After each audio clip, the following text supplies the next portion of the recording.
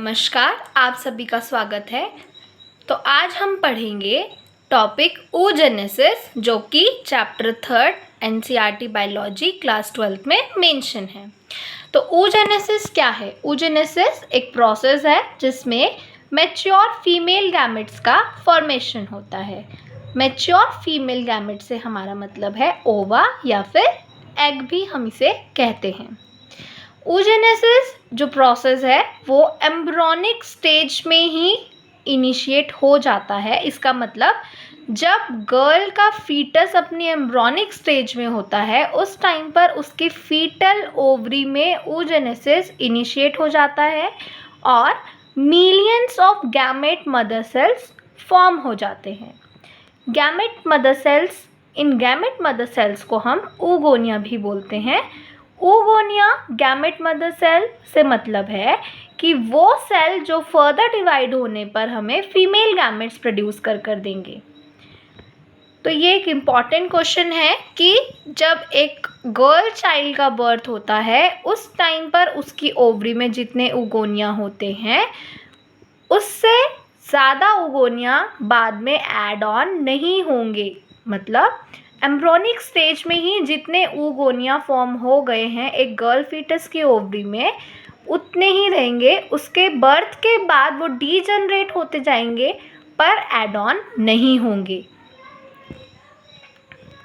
Cell अब क्या होता है, जब oogonia फॉर्म होता है तो उसके बाद वो फर्दर डिवाइड होगा और प्राइमरी oocyte फॉर्म करेगा और वो इस स्टेज पे टेम्परली अरेस्ट हो जाएगा। टेम्परली अरेस्ट का मतलब होता है कि वो कुछ समय के लिए प्राइमरी oocyte स्टेज पर रुक जाएगा, जाकर थम जाएगा। अब क्या होगा, जब ये प्राइमरी oocyte, इसने तो अपना डेवलपमेंट रोक दिया, अब वो अरेस्ट हो गया है इसी स्टेट पर। अब क्या होगा, इस प्राइमरी oocyte के अराउंड ग्रैनुलोसा सेल्स की लेयर्स फॉर्म होंगी।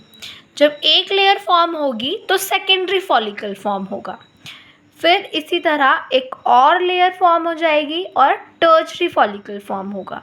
और दो लेयर फॉर्म होने की वजह से क्या होगा, एक कैविटी बन जाएगी जिसमें फ्लूइड भरा होगा और इस कैविटी को कहा जाता है एंट्रम।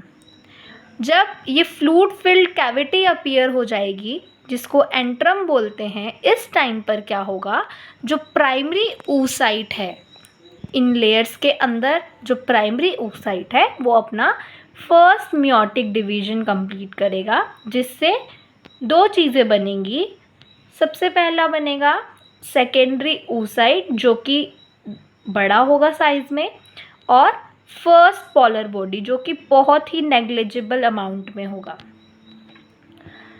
इसके बाद क्या होगा, दोबारा से मियोटिक सेकेंड डिवीजन होगा, क्योंकि हमें पता है मियोसिस प्रोसेस में दो डिवीजन होते हैं। तो जब मियोसिस का फर्स्ट डिवीजन होगा उस टाइम पर सेकेंडरी oocyte और फर्स्ट पोलर बॉडी फॉर्म होता है, और जब मियोटिक का दूसरा डिवीजन होगा तो उस टाइम पर हमें मिलेगा ओवा और सेकेंड पोलर बॉडी। इस टाइम पे जब सेकेंडरी oocyte हमें मिलता है तो जो टर्शरी फॉलिकल है वो मैच्योर होता है और ग्राफियन फॉलिकल में कन्वर्ट होगा, और ये ग्राफियन फॉलिकल जब रप्चर होगा तो ये ओवम को रिलीज़ करेगा, और इसी प्रोसेस को ओव्यूलेशन कहा जाता है। और इसी के साथ oogenesis प्रोसेस स्टॉप हो जाएगा, या कह सकते हैं कंप्लीट हो जाएगा। और जो सेकेंडरी oocyte है उसके अराउंड एक नई लेयर फॉर्म होती है जिसको जोना प्लस यूटा बोलते हैं, जिसके आप बारे में आगे पढ़ेंगे।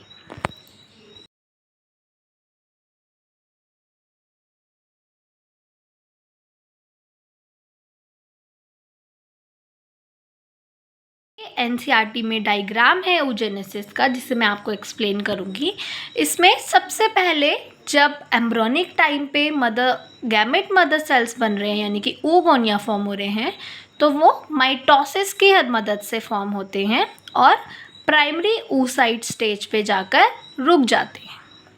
अब जब बर्थ हो जाएगा उसके बाद हम देख सकते हैं कि प्राइमरी oocyte तक ये फीटल लाइफ चल रही है। उसके बाद जब बच्चे का बर्थ हुआ है और उसकी प्यूबर्टी तक, तब तक सेकेंडरी oocyte फॉर्म हो रहा है। हमने देखा था कि प्राइमरी oocyte के बाद क्या हो रहा था, मेयोटिक का फर्स्ट डिवीजन हो रहा था और हमें एक फर्स्ट पोलर बॉडी और सेकेंडरी oocyte फॉर्म हो रहा था।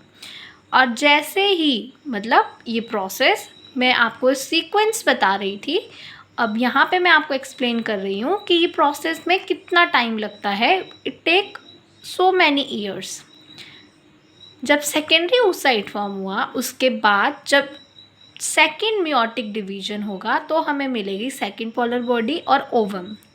तो जो सेकेंड मेयोटिक डिवीजन है वो तब होगा अडल्ट रिप्रोडक्टिव लाइफ, यानी कि जब पर्सन अपनी प्यूबर्टी, जो गर्ल है वो अपनी प्यूबर्टी अटेन कर लेगी। जब गर्ल की प्यूबर्टी अटेन होगी उस वक्त पे सेकेंड मेयोटिक डिवीजन होता है और ओवम और सेकेंड पोलर बॉडी मिलता है।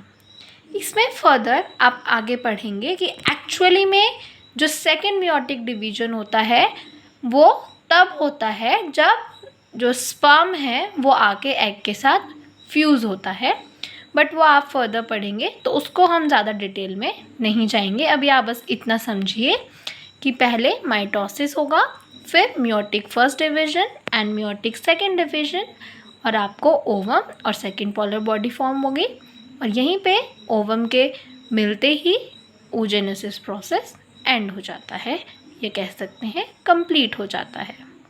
Thank you. ऐसे ही हैंडमेड नोट्स और शॉर्ट नोट्स के लिए आप मुझे कमेंट्स में बता सकते हैं। किसी भी अदर टॉपिक पे अगर आपको वीडियो चाहिए, चाहे वो क्लास 11 की बायोलॉजी का है या क्लास 12 की बायोलॉजी का है, आप मुझे कमेंट्स में बता सकते हैं। मैं उसके लिए आपके लिए वीडियो ज़रूर बनाऊंगी। Thank you so much. अगर आपको वीडियो अच्छी लगी तो प्लीज़ लाइक कीजिएगा और चैनल को सब्सक्राइब कीजिएगा। Thank you.